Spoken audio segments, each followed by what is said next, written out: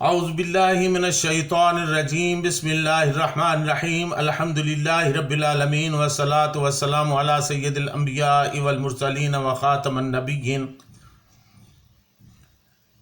اللہم صلی وسلم وبارک علی سیدنا محمد وعلی آلہ عدد انعام اللہ وافضالہ۔ معزز ناظرین، السلام علیکم ورحمۃ اللہ وبرکاتہ۔ جاذب پبلیکیشنز میں خوش آمدید۔ میں محمد سعید جاذب آپ کی خدمت میں حاضر ہوں۔ تعلیم القرآن کا سلسلہ جاری ہے اور میں آپ کی خدمت میں سورہ بقرہ کی تفصیلات و تشریحات پیش کر رہا ہوں۔ آج کی نشست میں سورہ بقرہ کی آیت نمبر 144 شامل ہے۔ یہاں اللہ تعالیٰ کا ارشاد گرامی ہے، قد نرا تقلب وجہک فی السماء فلنولینک قبلۃ ترضاها فول وجہک شطر المسجد الحرام وحیث ما کنتم فولوا وجوہکم شطرہ وان الذین اوتوا الکتاب لیعلمون انہ الحق من ربہم وما اللہ بغافل عما یعملون۔ ہم دیکھ رہے ہیں بار بار آپ صلی اللہ علیہ وسلم کا منہ کرنا آسمان کی طرف، تو ہم ضرور پھیر دیں گے آپ صلی اللہ علیہ وسلم کو اس قبلہ کی طرف جسے آپ صلی اللہ علیہ وسلم پسند کرتے ہیں۔ لو پھیر لو چہرہ اپنا مسجد حرام کی طرف۔ اے مسلمانوں، جہاں کہیں تم ہو پھیر لیا کرو اپنے منہ اس کی طرف، اور بے شک وہ جنہیں کتاب دی گئی ضرور جانتے ہیں کہ یہ حکم برحق ہے ان کے رب کی طرف سے، اور اللہ تعالیٰ بے خبر نہیں ان کاموں سے جو وہ کرتے ہیں۔ ناظرین، کعبہ رسول اللہ صلی اللہ علیہ وسلم کے جد امجد حضرت ابراہیم علیہ السلام کا قبلہ تھا، نیز اہل عرب کو اسلام کی طرف مائل کرنے کا ایک مؤثر ذریعہ بھی تھا۔ یہ اور ان کے علاوہ کئی دیگر وجوہات بھی تھیں جنہیں نگاہ نبوت دیکھ رہی تھی، جن کے باعث حضور صلی اللہ علیہ وسلم کی تمنا تھی کہ کعبہ کو قبلہ بنایا جائے، اور چشم امید در رحمت کی طرف بار بار اٹھتی رہتی تھی۔ اللہ تعالیٰ کو اپنے محبوب کی یہ ادا اتنی پیاری اور اس کی خوشنودی خاطر اتنی مطلوب تھی کہ اعلان فرما دیا کہ اے محبوب، جو قبلہ تمہیں پسند ہے وہی ہمیں پسند ہے، اور تمہاری خوشی کے لیے ہم کعبہ کو قبلہ مقرر کر دیتے ہیں۔ قد نرا تقلب وجہک، یہ صیغہ مضارع ہے۔ قد رأینا ماضی نہیں فرمایا بلکہ مضارع کی شکل میں یہ ارشاد فرمایا۔ ایسے ظاہر حال کا تقاضا ہے، اس میں امر کی طرف اشارہ ہے کہ تیرے رخ انور کا بار بار آسمان کی طرف اٹھنا ایسی چیز نہیں جسے قصہ ماضی بنا کر بیان کیا جائے، بلکہ چشم قدرت اس منظر روح پرور پر کا اب بھی یوں ہی مشاہدہ فرما رہی ہے۔ فرمایا، ہم دیکھ رہے ہیں تمہارا بار بار آسمان کی طرف اپنے رخ جہاں افروز کا اٹھانا۔ کیا شان محبوبیت ہے، سبحان اللہ۔ ان دنوں مسجد نبوی زیر تعمیر تھی۔ اس سے ٹھیک 3.5 کلومیٹر دور کوہ صلہ کے عقب میں وادی عتیق تھی، جہاں قبیلہ بنی سلمہ آباد تھا۔ وہیں پر سیدنا براء بن معرور رضی اللہ تعالیٰ عنہ کا گھر تھا۔ سیدنا براء بن معرور رضی اللہ تعالیٰ عنہ کی آرزو بھی یہی تھی کہ مسلمانوں کا قبلہ کعبۃ اللہ ہو، لیکن یہ آرزو پوری ہونے سے پہلے ہی ان کا وصال ہو گیا۔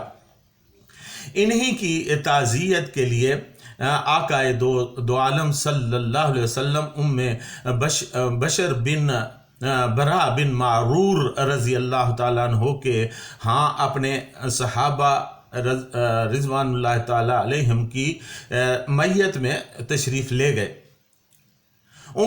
بشر رضی اللہ تعالیٰ عنہ نے کھانا تیار کیا۔ کھانے کے بعد ظہر کا وقت ہو گیا चुनाचे आप सल्लल्लाहु अलैहि वसल्लम मस्जिद बनी सलमा में तशरीफ़ ले गए और नमाज पढ़ाना शुरू की। मर्द और औरतें सब ही आपके पीछे नमाज अदा कर रहे थे। अल्लाह ताला ने गालिबन सैयदना बरा बिन मारूर रज़ी अल्लाह ताला अन्हु की आरज़ू को भी शर्फ़ कबूलियत बख्शा था। यूं आज अल्लाह बुजुर्गो बरतर की रहमत जोश में आई और ऐन उस वक्त जब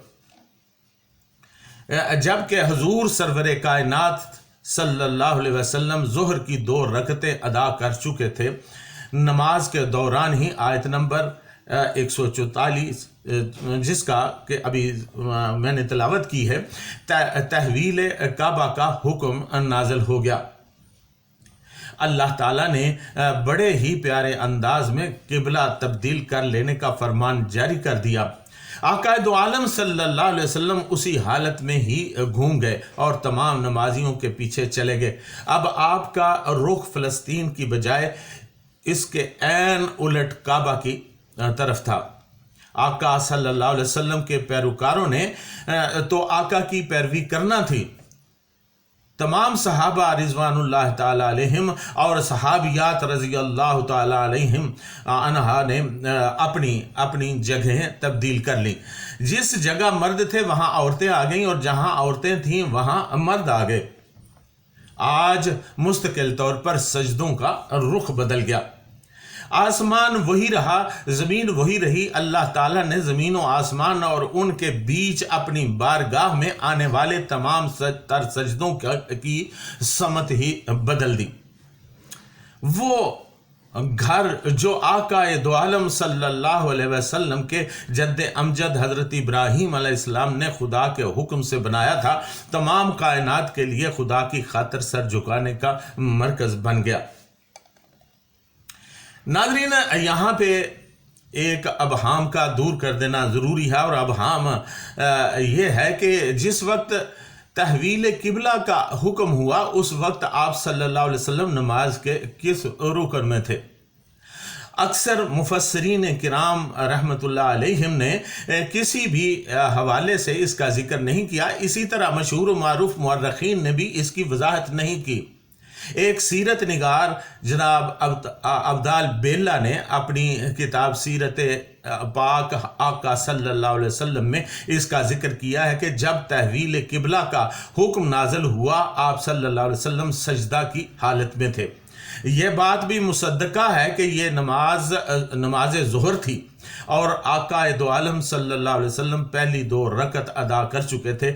इसी लिहाज से जो बात सामने आती है वो ये है कि आका सल्लल्लाहु अलैहि वसल्लम दूसरी रकत के दूसरे सजदे से सर उठाने वाले थे जबकि ये हुक्म नाज़िल हुआ। चुनांचे वो सजदा से उठते ही घूम कर तमाम नमाजियों के पीछे चले गए। वल्लाहु आलम।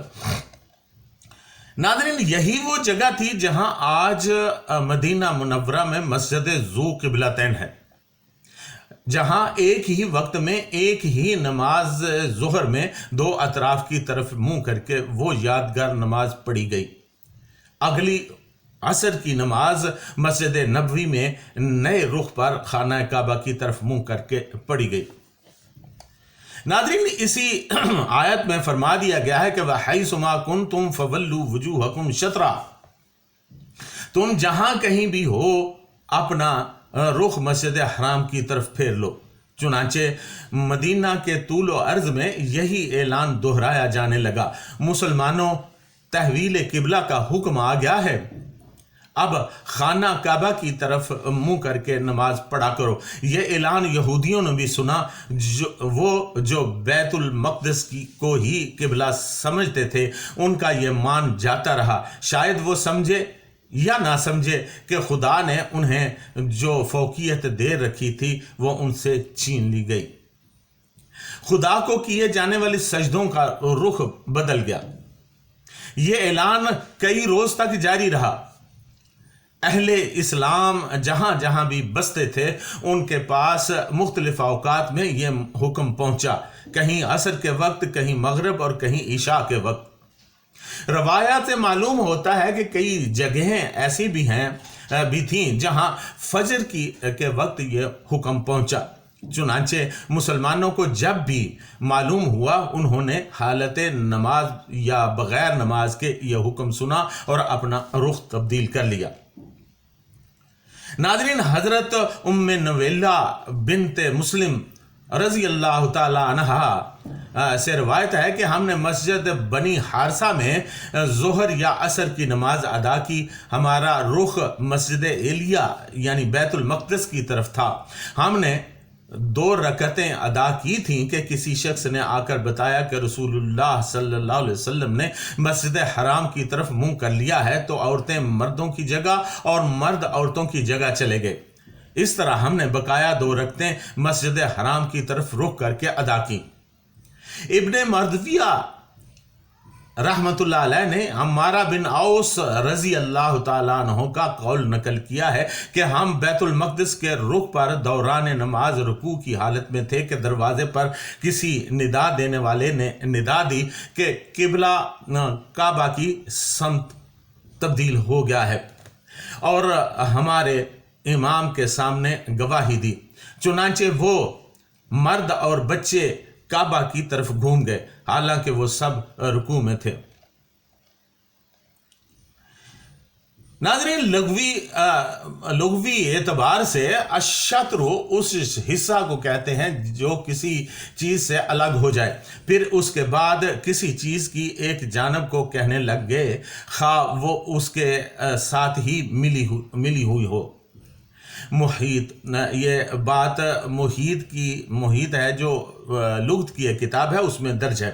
اس طرح اس کے معنی کنارہ، طرف، سمت اور جانب اور نیز کسی چیز کا بعض حصہ ہو گئے۔ الگ ہو جانے کی جہت سے اس میں دور ہو جانے کا مفہوم بھی پیدا ہو گیا۔ چنانچہ الشطیر کے معنی ہیں پردیسی، اجنبی، دور، بعید وغیرہ۔ منزل شطیر دور کی منزل کو کہتے ہیں۔ جہت اور سمت کے لیے کہتے ہیں شطرہ شطرہ، یعنی اس نے اس کی طرف جانے کا ارادہ کیا۔ ناظرین، امام حاکم رحمت اللہ علیہ نے حضرت علی بن ابی طالب کرم اللہ وجہہ سے روایت کیا کہ شطرہ سے مراد اس کی طرف ہے۔ علامہ قرطبی رحمۃ اللہ علیہ کا قول ہے۔ علامہ ابن جریج رحمۃ اللہ بروایت حضرت عطا رضی اللہ تعالیٰ عنہ حضرت ابن عباس رضی اللہ تعالیٰ عنہ سے منقول ہے کہ رسول اللہ صلی اللہ علیہ وسلم نے فرمایا، بیت اللہ اہل مسجد کا قبلہ ہے، اور مسجد قبلہ ہے حرم والوں کا، اور حرم مشرق و مغرب کے مابین میری امت میں اہل زمین کا قبلہ ہے۔ اللہ تبارک و تعالیٰ نے تمام جہات شرق و غرب اور شمال و جنوب کی طرف سے کعبہ کی طرف منہ کرنے کا حکم ارشاد فرمایا ہے۔ حالت سفر میں نفل نماز کے سوائے اس حکم میں کوئی استثناء نہیں ہے۔ حالت سفر میں وہ جس طرف چاہے منہ کر کے نماز پڑھ سکتا ہے جبکہ اس کا دل کعبہ کی طرف ہو۔ اسی طرح لڑائی کے دوران جب تلواریں چل رہی ہوں جس طرف چاہے منہ کر کے نماز پڑھی جا سکتی ہے۔ اسی طرح وہ شخص جسے سمت قبلہ معلوم نہ ہو اپنے اجتہاد سے نماز پڑھے، اگرچہ حقیقت میں وہ قبلہ کی سمت نہ بھی ہو، کیونکہ اللہ تعالیٰ کسی نفس کو تکلیف نہیں دیتا مگر اس کی ہمت کے مطابق۔ مالکیہ نے اس آیت سے یہ استدلال کیا ہے کہ نمازی اپنے سامنے دیکھے گا نہ کہ اپنے سجدے کی جگہ، جیسا کہ امام شافعی رحمۃ اللہ علیہ، امام احمد بن حنبل رحمۃ اللہ علیہ، امام ابو حنیفہ رحمۃ اللہ علیہ کا مذہب ہے۔ دلیل یہ ہے کہ سجدے کی جگہ دیکھنے سے نمازی کو تکلف کے ساتھ جھکنا پڑے گا، اور یہ کمال قیام کے منافی ہے۔ بعض دیگر مالکی علماء کی رائے ہے کہ نمازی کو بوقت قیام اپنے سینے کی طرف دیکھنا چاہیے۔ علامہ شریک القاضی رحمۃ اللہ علیہ کا قول ہے کہ حالت قیام میں وہ اپنے سجدے کی جگہ نگاہ مرکوز رکھے، کیونکہ اس طرح نمازی کو خشوع و خضوع حاصل ہوتا ہے۔ ایک حدیث بھی اس رائے کی تائید ہوتی ہے، اور حالت رکوع میں پاؤں کی طرف، حالت سجدہ میں ناک کی طرف، اور حالت قعدہ میں گود میں نگاہ جمائے رکھے۔ مندرجہ یہ جو میں نے آپ کے سامنے مسائل عرض کیے ہیں، ان طریقوں میں کسی بھی طریقہ پر عمل کر لیا جائے تو نماز درست ہوگی، لیکن بہترین طریقہ یہی ہے جس پر چاروں ائمہ کرام رحمۃ اللہ علیہ متفق ہیں، یعنی قیام کے حالت میں بالکل سامنے نظر ہو، نہ کہ سجدہ کی جگہ پر۔ شطر المسجد الحرام کا مطلب بھی یہی ہے۔ اس کے ساتھ ہی آپ سے اجازت چاہوں گا۔ وما علینا الا البلاغ المبین۔